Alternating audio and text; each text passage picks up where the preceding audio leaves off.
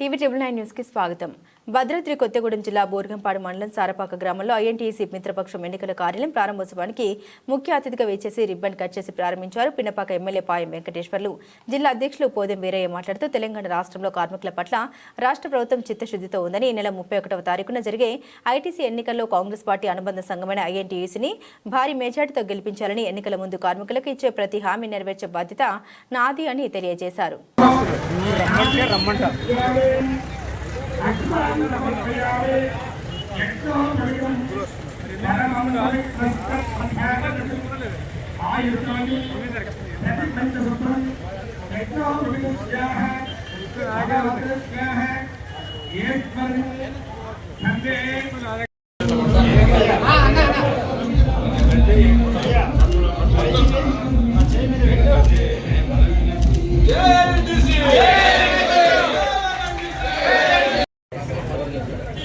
మరి అక్కడ బయట నిల్చున్న మిత్రులందరికీ చిన్న విన్నపం.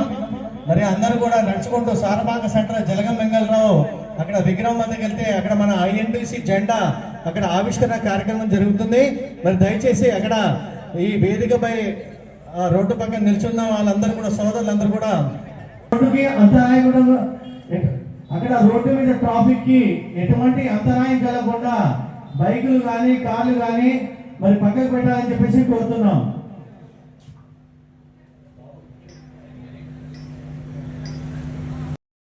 ఇవాళ ఈ 31వ తారీఖు జరిగే ఎన్నికల్లో గెలుపు అవకాశాలు మెండుగా ఉన్నాయి. మన ఐఎన్టీసీ మిత్రపక్షాలు గెలవడానికి అవకాశాలు ఉన్నాయి. మన పెద్దలు చెప్పినట్టుగా ఇక్కడ నేనే కాకుండా మరి మన జిల్లాలో 3 మంత్రులు, పార్లమెంట్ సభ్యులు, మన ప్రభుత్వ అధికారంలో ఉంది.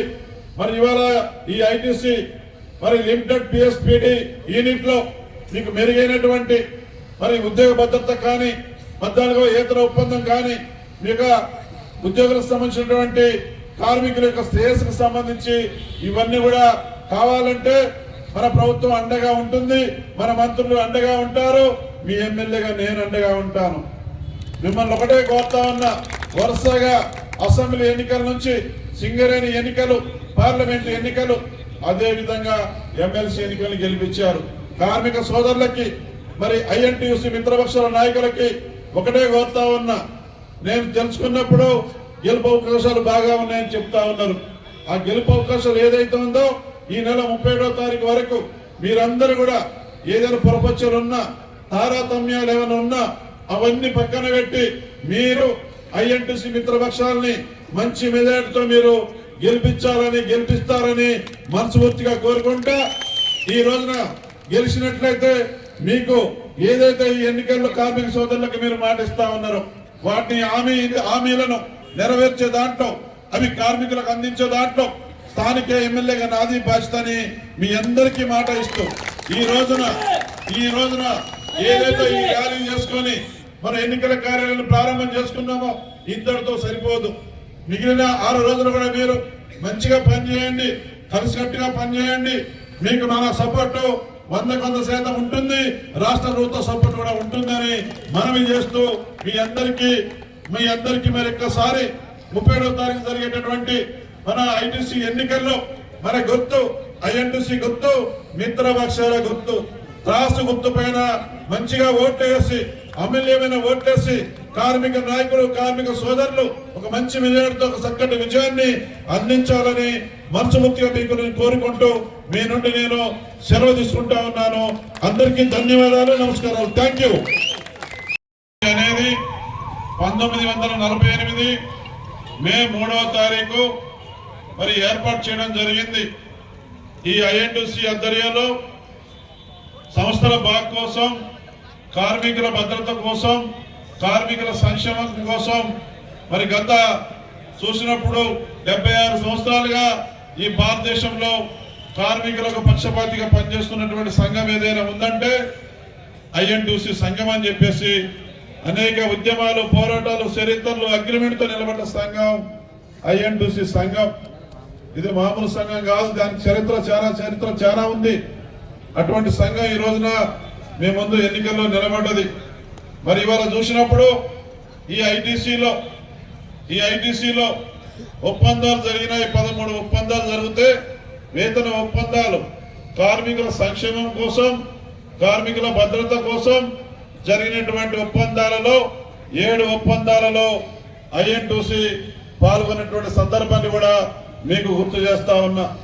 అదే కాకుండా ఇవాళ చూసినప్పుడు ఏదైతే ఉందో ఈ ఎన్నికల్లో మంచి వాతావరణం కనపడతా ఉంది ఐఎన్టీసీ మిత్రపక్షాలుగా. మరి నేను ఈ రోజున ఎమ్మెల్యేగా మాట్లాడుతూ ఉన్నాను. 2023 డిసెంబరు మరి 30వ తారీఖున జరిగిన ఎన్నికల్లో మీరందరూ ఆశీర్వదించి మంచి మెజార్టీతో ఎమ్మెల్యేగా గెలిపించినారు. మరి ఇవాళ నేను ఇక్కడ ఎమ్మెల్యేగా గెలిచాను.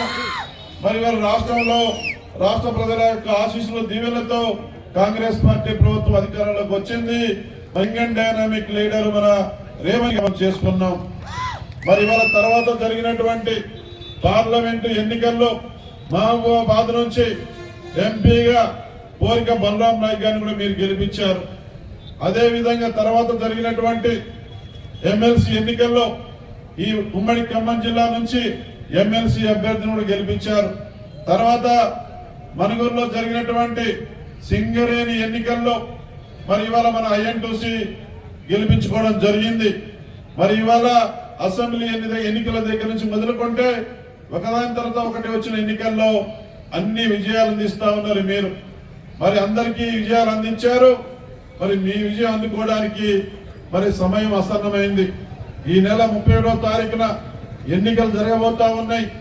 మరి ఇవాళ నేను ఒకటే చెప్తా ఉన్నా, పెద్దలు చాలా విషయాలు చెప్పారు. ఏదైతే ఉందో ఎమ్మెల్యేగా కార్మికుల సంక్షేమం, కార్మికుల వేతన ఒప్పందం విషయంలో, కార్మికుల భద్రత విషయంలో మీరు ఓట్లేసి గెలిపించిన మీ ఎమ్మెల్యేగా కార్మికులకు మరి అండదండలు ఉంటాయని చెప్పేసి కూడా నేను ఈ సందర్భంగా గుర్తు చేస్తా ఉన్నా.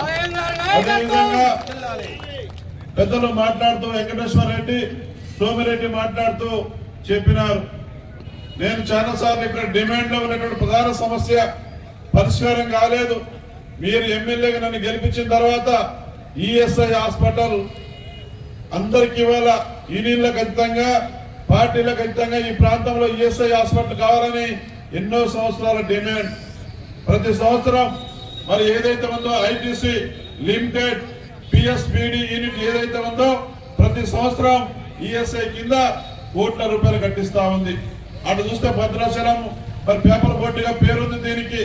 మరి కేటీపీఎస్, నవభారత్, కొత్తగూడెం సింగరేణి బొగ్గు బావులు, మా అశ్వాపురంలో ఏబీ వాటర్ ప్లాంట్, మనుగూరులో సింగరేణి బొగ్గు బావులు, Bhadradri power plant.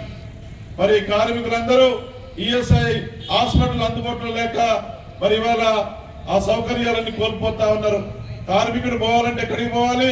ESI hospital కావాలంటే వెళ్తే వరంగల్ పోవాలి, లేకపోతే హైదరాబాద్ పోవాలి. ఇండస్ట్రియల్ గా మనం అభివృద్ధి చెందినటువంటి ప్రాంతం మనది.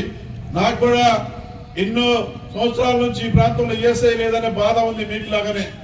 నేను ఇవాళ మీకు చెప్తా ఉన్నా, మీరు గెలిపించిన ఎమ్మెల్యేగా గెలిచిన దగ్గర నుంచి రాష్ట్ర ప్రభుత్వం ముఖ్యమంత్రి గారి దృష్టికి తీసుకెళ్లి మన ప్రాంతంలో